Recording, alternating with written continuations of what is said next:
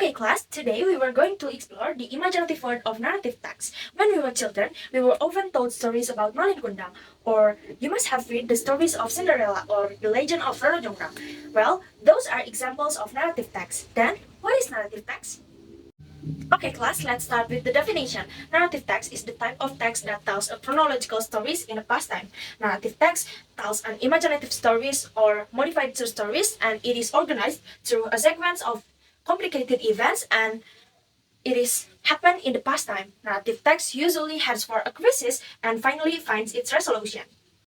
The primary purpose of narrative text is to entertain the readers through the amusing story. The narrator of each story always desires to create an excitement and inform his readers through their imaginative story that happened in the past. In addition, the narrator also implies an implicit message in each story. It is simply like the narrator not only wants the readers to be entertained by their imaginative story, but they also wants them to take away the meaning of life that implies in it.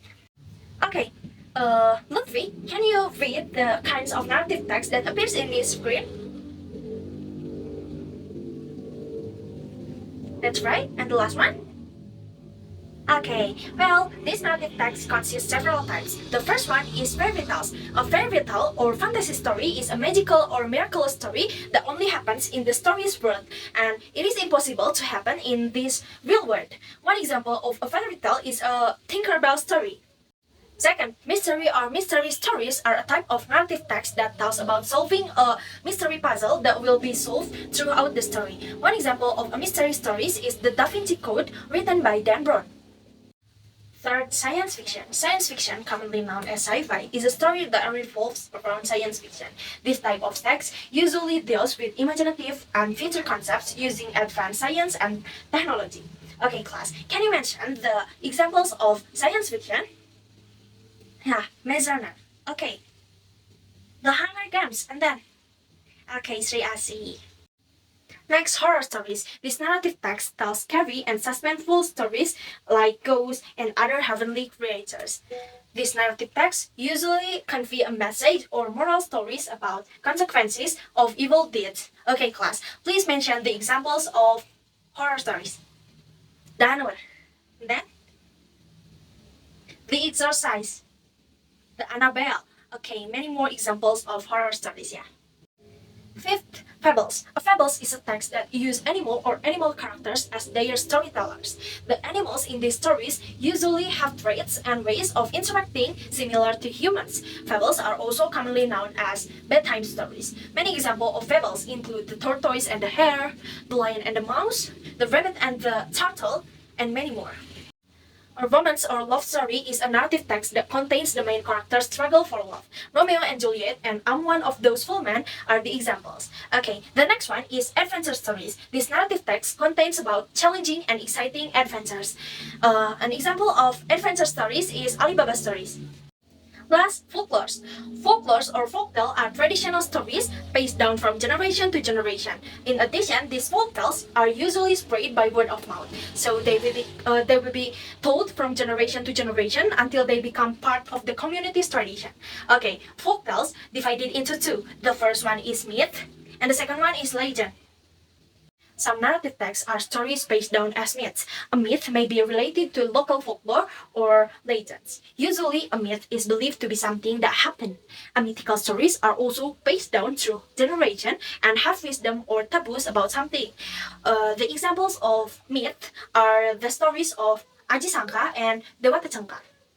Legend is a story that comes from a combination of fairy tales and folk tales. If you ever read it, one example of a legend story is the story of Surabaya.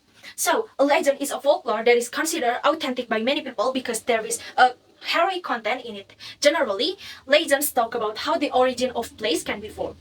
Okay, another example of the legend is the story of Lake Toba.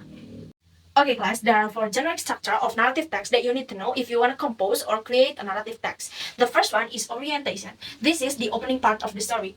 This section includes introducing the main characters of the story and the story setting, which includes the setting of place, time, atmosphere, and last one is social conditions.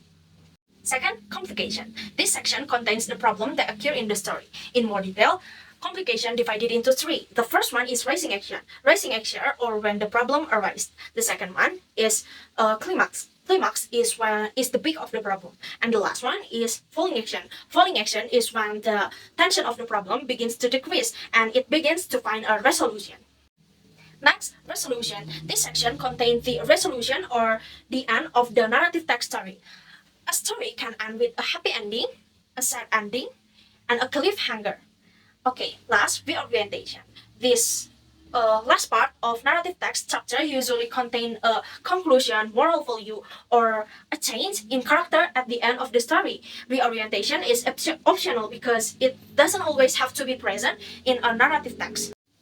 Okay, class, now we move into the last part, the language features of narrative text. First, past tense. Past tense are used in narrative text because this text narrates events in the past. Three past tense characterize narrative text. The first one is simple past tense. The second one is past continuous tense. And the last one is past perfect tense. Simple past tense used to express an event that happened in the past. Past continuous tense used to express an ongoing event in the past. And the last one is past perfect tense, used to express that an event or action was completed at some point before another event occurred. Second, the adverb of time. Narrative texts are usually told in the order of event or storyline that we call the plot. Therefore, in narrative text, there must be an adverb of time. Here is an example that you can find in narrative text. Once upon a time, one day, this time, until one day. Third, time conjunction. Apart from time, you can also find time conjunction in narrative text. Examples of time conjunction that commonly used in narrative text are when, until, after, before, as soon as, since, while, once, and many more. Lastly, direct speech. Direct speech is a sentence that uttered by someone in the story. So it is as if the reader can feel the atmosphere in the story. The characteristic of direct speech are the dialogue is enclosed with quotation mark. After the direct speech, a comma is given and the reporter with the saying verb. So, in conclusion, the narrative text tells an imaginative story or a modified true story, and it is organized through a sequence of complicated events that happen in the past. Okay, the narrative text usually heads for a crisis and finally finds its resolution. Okay, the narrative text aims to entertain the reader through their amusing story. Okay, class, do you have any question about the narrative text, or is there any explanation of this material that confuses you? So now each of you has to come forward and tell your class which type of narrative text that you have read, heard, or watched, and please explain the story's plot. Let's start with Mirani. Come on, Mirani.